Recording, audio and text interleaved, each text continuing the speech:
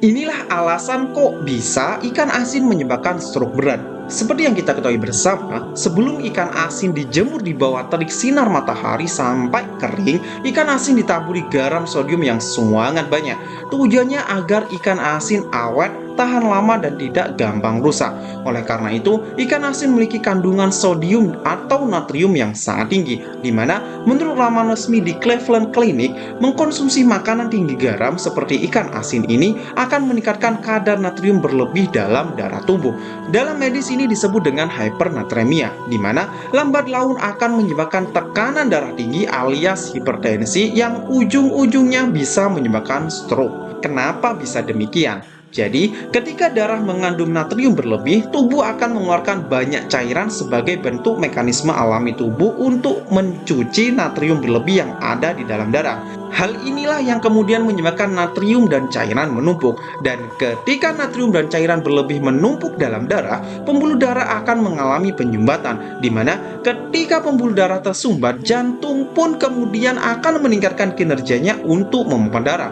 Tujuannya untuk terus menekan aliran darah agar aliran darah kembali lancar ke seluruh tubuh. Dan disinilah terjadinya tekanan darah tinggi atau hipertensi yang dimaksud tadi. Parahnya, tekanan darah tinggi ini atau hipertensi ini akan menyebabkan komplikasi yang lebih serius, yaitu stroke. Hal ini karena hipertensi menyebabkan aliran darah yang membawa nutrisi dan oksigen yang dibutuhkan otak ikut terhambat karena terjadinya penyumbatan pembuluh darah. Dalam medis ini disebut dengan stroke ischemic, sehingga terjadilah keluhan-keluhan stroke seperti kaki, tangan, wajah yang kehilangan fungsi geraknya, bicaranya pelo, dan lain sebagainya. Dan ketika hipertensi bertambah parah, inilah yang disebut dengan stroke kelas berat, yaitu stroke hemoragik. Hal ini karena dinding arteri otak melemah dan pecah seiring berjalannya waktu, sehingga yang terjadi kemudian sel-sel otak akan mati karena terus kekurangan pasokan oksigen. Dalam kebanyakan kasus, stroke hemoragik ini kemudian dapat menyebabkan kelumpuhan permanen, bahkan kematian dalam waktu yang singkat. Oleh karenanya, mulai sekarang kurang-kurangi deh makan ikan asin, apalagi kalau alasannya mau berhemat.